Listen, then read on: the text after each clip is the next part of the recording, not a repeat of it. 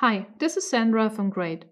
In this video, I'd like to show you how easy it is to make backups with GREYD.Hub, the integrated website management solution of Greyd.Suite. You'll find the GREYD.Hub in single sites on the left under Greyd.Suite or in multi-site installations in the network administration. Please be aware that you need to be admin or super admin in order to view GREYD.Hub. Backups can be managed in the tab Backups. Here, you can download a zip file with a full backup of all files in your installation, including the WordPress core files. With this button here, you can also download a full SQL backup of your database.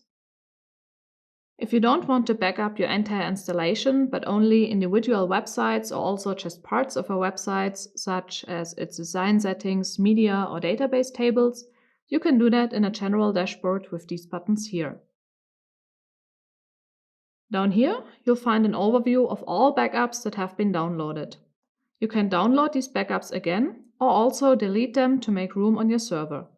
Please note that deleting a backup cannot be made undone. For more videos and information, please visit our Help Center.